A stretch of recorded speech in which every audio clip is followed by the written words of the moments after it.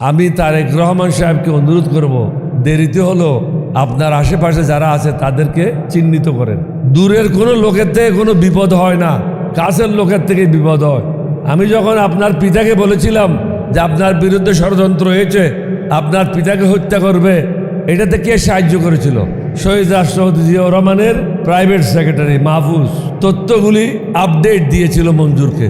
আপনার সাথে এখন কিছু লোক ঢুকে গেছে যারা মোসাদের সাথে কাজ করেছে, রয়ের সাথে কাজ করেছে। এরা আপনার লোক না। আমরা যারা আছি আমরা আপনাদের বিরুদ্ধে না। আমাদের বক্তব্যটা কি? আমাদের বক্তব্য হলো বিগত 50 বছর যাবৎ জনগণ প্রতারিত হয়েছে, ন্যায় বিচার পায় নাই, সুশাসন প্রতিষ্ঠা হয় নাই, আমাদের বয়সও শেষ। আমরা আপনার কাছে কোনো পদের জন্য লালায়িত না, আমরা আল্লাহর উপর বিশ্বাস করি। আপনি মেহরবানি করে জনগণের হাতে যে ওয়াদা করেছেন সংস্কার করবেন, এই সংস্কারগুলি করেন। কারণ আপনি মনে করেন না আপনি সর্বশেষ প্রধানমন্ত্রী, আপনাকেও অন্য পদে আসতে হবে একদিন না একদিন। কেউ একই জায়গায় চিরদিনের জন্য থাকে না। তখন আপনার অবস্থাটা কি হবে? আমি লম্বা বক্তব্য রাখবো না, মাননীয় প্রধানমন্ত্রীর উদ্দেশ্যে কিছু কথা বলবো। স্বৈরাচারী প্রধানমন্ত্রী যিনি এখন ভারতে মোদির আশ্রয়ে আছে, তিনি প্রায় সময় কিছু সাংবাদিক রাখত যারা তাকে সুন্দর সুন্দর প্রশ্ন করে জনগণের সামনে ক্ষমতা পাকাপোক্ত করার জন্য সাহায্য করত। কিন্তু তিনি জানতেন না, মানুষ বুঝতো তাকে পামপট্টি মারছে।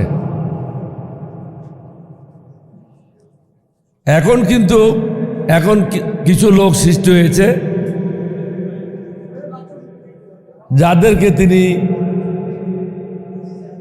কর্মকর্তা হিসাবে পদায়ন করেছেন এবং আমাদের ট্যাক্সের টাকা থেকে বেতন দেওয়া হচ্ছে।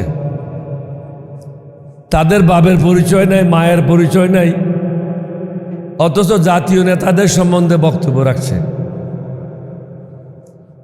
একটা মানুষ যখন মুখ খোলে তখন বোঝা যায় তার মা কে ছিল, তার বাপ কে ছিল, তার বংশ পরিচয় কি। কিছু মোসাদের এজেন্ট, কিছু রয়ের এজেন্ট এখন বিরোধী দলীয় নেতাদের সম্বন্ধে বক্তব্য রাখছে।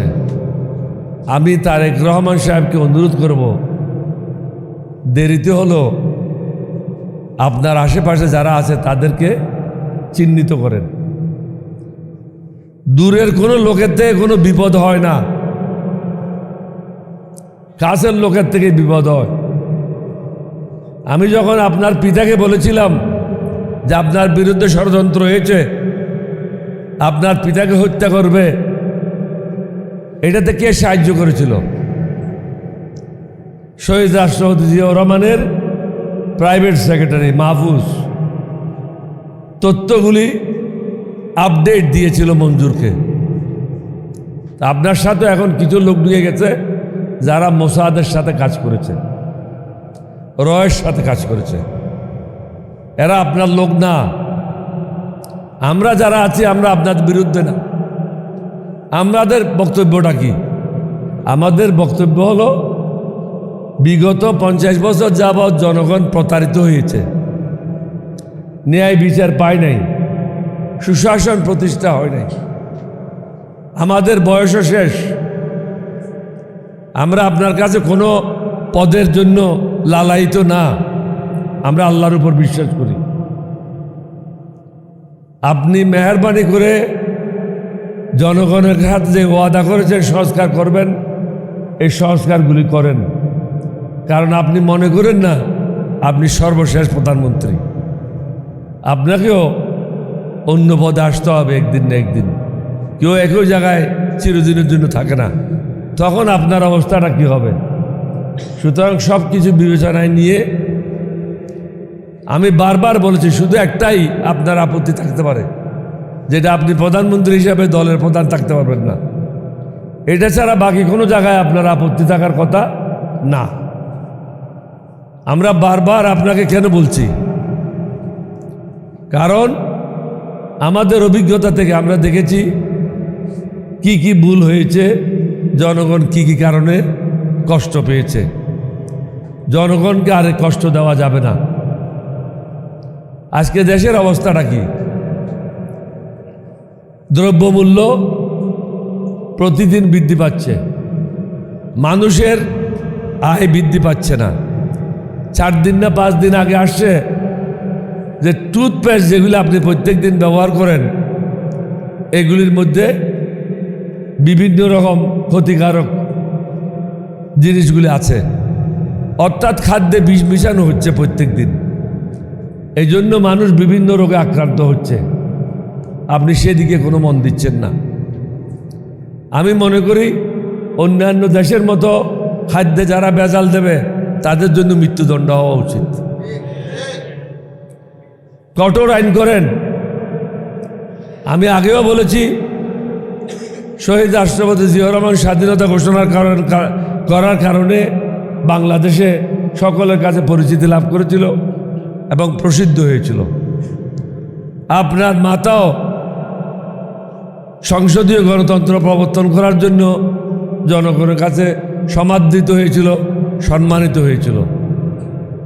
আপনি মোসাদের রর কথা না শুনে জনগণের যে সমস্যাগুলি আছে, আমরা যে সংস্কারগুলির কথা বলছি, এই সংস্কারগুলি মেহরবানি করে করেন, তাহলে আপনি দেখবেন নিরাপদে আপনি আপনার কাজগুলি করতে পারবেন। এখন আমি কয়েকবারই বলেছি, চারিদিকে শত্রু রেখে আপনি দেশ শাসন করতে পারবেন না। আপনি কিন্তু এখন চারিদিকে আপনার শত্রু দ্বারা বেষ্টিত, এটার থেকে বাইরে হওয়ার চেষ্টা করেন। আমরা আশা করব আপনার শুভ বুদ্ধি উদয় হবে, দেশটা সঠিক পথে যাবে। আর যারা ফেসবুকে লেগে তাদেরকে অনুরোধ করব, এই জাতিটাকে আর কলঙ্কিত করেন না। আপনারা যে মানুষের মা বাপকে গালাগালি করেন, খারাপ ভাষায় বক্তব্য রাখেন, এটা কোনো মানুষের কাছ থেকে আশা করা যায় না। আপনি সমালোচনা করেন, সে সমালোচনা হবে গঠনমূলক, কিন্তু একটা লেভেল হইতে হবে। লেভেলটা হলো যে আপনার সমকক্ষ কিনা, যার সম্বন্ধে কথা বলছেন সে আপনার সমকক্ষ কিনা। কিন্তু এখন কোনো বাছ বিচার নাই। ইদানিং দেখছি প্রধানমন্ত্রীকেও গালি দিচ্ছে, আগে ছিল না। গত 1 সপ্তাহ যাবৎ প্রধানমন্ত্রীকে গালি দিচ্ছে, মন্ত্রীদেরকে দিচ্ছেই। লেবার পার্টির একজন নেতা এখানে বলে গেছে, এটা আমি শুদ্ধ করে দিচ্ছি। লেবার পার্টির নেতা বলল বিএনপিও হাসিনার বিরুদ্ধে আন্দোলনে অংশগ্রহণ করেছিল, অর্থাৎ জুলাইতে। আমি এখানে এটা শুদ্ধ করে দিতে চাই, বিএনপির মহাসচিব বলেছিল জুলাই আন্দোলনের সাথে আমাদের কোনো সম্পর্ক নেই। তো যে বলেছেন এটা আগামীতে এই ধরনের ভুল বক্তব্য রাখবেন না, কারণ ওরাই বলছে ওরা এটার সাথে জড়িত না। আপনি কেন খামাখায় ওদেরকে এরকম সম্মানিত করছেন? আমরা আশা করব সমগ্র জাতি ঐক্যবদ্ধভাবে থাকবে। সুশাসন প্রতিষ্ঠা করা খুবই জরুরি। এখন সুশাসন নাই, আপনি কোর্টে যান কোনো বিচার পাবেন না। আমার ছেলে একটা মোকদ্দমা করেছে নির্বাচনের জন্য, রিকাউন্টিং। এটা না যে এখানে কোনো হিমালয় পর্বত আছে, তাহলে একই দিনে এটা অর্ডার হওয়ার কথা, 1 সপ্তাহের মধ্যে রিকাউন্টিং হওয়ার কথা। অথচ আজকে 4-5 মাস রিকাউন্টিংয়ের কোনো সুবিধা হয় নাই, হুকুম দেওয়া হয় নাই। অর্থাৎ জাস্টিস ডিলেড, জাস্টিস ডিনাইড। আপনি সুশাসন প্রতিষ্ঠা করতে চান, ন্যায় বিচার পাবেন না। গ্রামে গঞ্জে গিয়ে দেখেন চাঁদাবাজি, টেন্ডারবাজি এবং দখলবাজি। এমন কোনো জায়গা নাই যেখানে দলের লোককে নিয়োগ দেওয়া হচ্ছে না।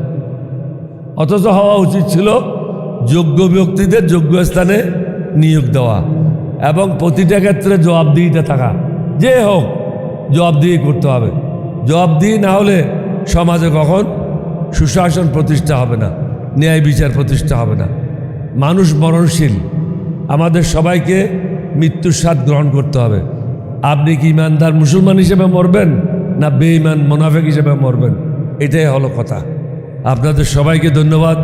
বাংলাদেশ জিন্দাবাদ, লেবার পার্টি জিন্দাবাদ। আসসালামু আলাইকুম রহমতুল্লাহ।